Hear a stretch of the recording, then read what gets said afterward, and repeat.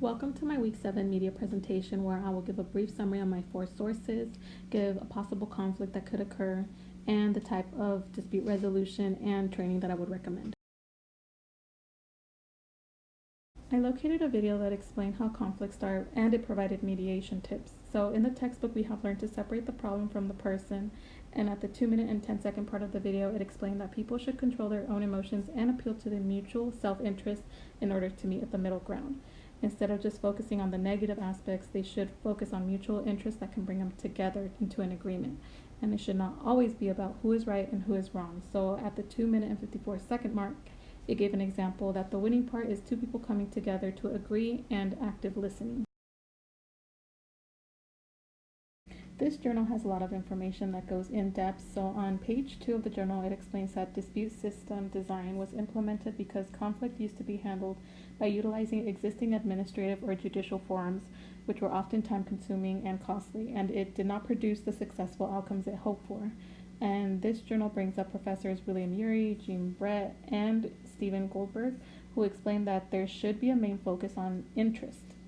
So self-interest to be exact, because there are usually underlying needs such as security, economic well-being, belonging to a social group, recognition from others, and autonomy or control, which to me this clicked and it sounded fairly similar to Maslow's hierarchy of needs.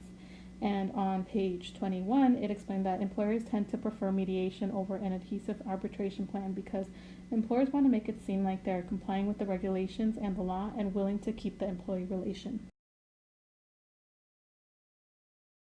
In this website, it does list most training methods utilized and it gives the pros and cons of each method.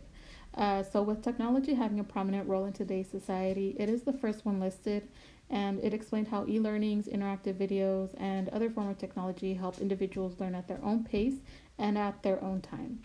So at DPSS, I noticed that e-learnings are utilized in instances that require less contact with others. For example, we have the personally identifiable, emergency, and telework trainings via technology, and trainings that require more engagement, such as hearings, management trainings, conflict and disputes with clients trainings, require more in-person training. And this article also, well, the website also stated that there is role playing that takes place, so I see this more during mock trials for hearing trainings, so that way we can get a feel of what hearings are. But I do think that by looking at the list, people can identify what the best option should be used in terms of choosing the right training. In this article by Frank Sanders and Robert Bordone, they both wrote a newsletter in March 2005. So the newsletter explained that there are 4 stages in choosing the right dispute system design, which first consists of diagnosing the dispute by identifying it. Next would be to focus on choosing a path that is less intrusive, and this is done by identifying incentives, motivations, talents, and assets. Third is coming up with a system which involves negotiating. And finally, people have to look back at the dispute system that is in place. So they have to ask themselves whether it has improved or satisfied the conflict. And the goal of these steps is to minimize conflict because it is inevitable.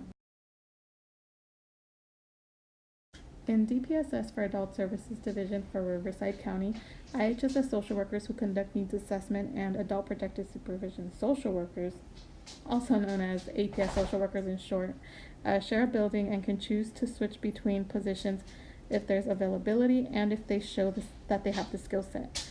So one of my coworkers from IHSS wanted to do that. She wanted to switch from being an IHSS social worker to that of an APS social worker. But supervisors for APS had informed her that there was no availability in the office and that if she even wanted to be an APS social worker, she did have to transfer to another office, which she agreed. But as she was preparing to move to a different office, she found out that there were plans of hiring 3 new APS workers to transfer from another office to start as soon as 3 months down the line.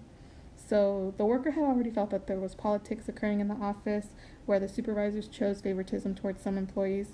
And a supervisor did hear that she wanted to take the issue to HR about the politics in the office and the fact that she felt targeted because she had the skills to be an APS worker, but supervisors had misled her to believe that there was no availability in the near future, which she was willing to wait. I do think that the appropriate dispute resolution design would have to be less formal, therefore the cost would be less. So in the conflict that I had explained, it had actually been handled more through facilitation, but the facilitator was an IHSS supervisor who acted as a third party between the employee and the APS supervisor. So I do think that if the issue had gone to HR, I do think that there would be some sort of facilitation or mediation that would have taken place to get the employee and the APS supervisor to see eye to eye.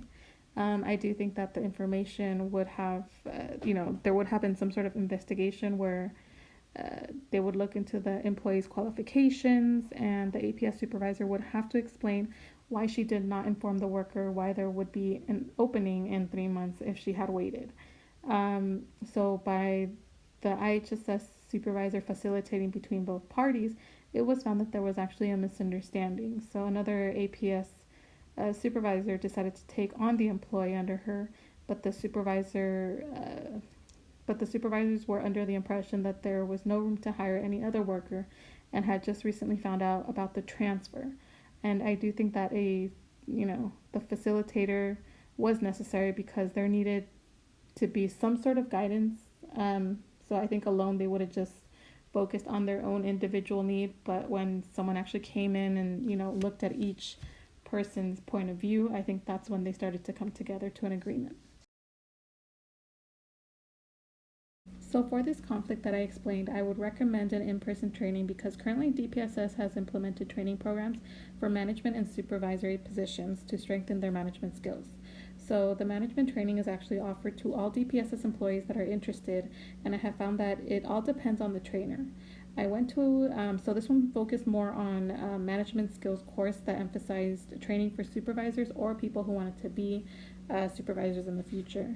And I had taken other management courses before, but they did not leave a lasting impression like the one that I had attended 6 months ago. And the reason why it was so impactful was because it was very transparent. So the trainer did not hold back and was relatable because she did not sugarcoat problems as well. So she was very transparent in terms of the problems that occurred at DPSS, and she had acknowledged that there are politics that do occur in the office, but it is something that needs to be fixed immediately because supervisors have a responsibility to act ethically, and that includes providing opportunities for their workers. And I don't think that an e-learning or any other online training would have that much of an impact because it would be something that I would just try to get by just so I can continue doing my work. So in person was more engaging, and she made sure people were engaging by calling out names out of a hat. So that really got our attention, and also by handing out materials. And we've come to the end of my presentation. Thank you for listening.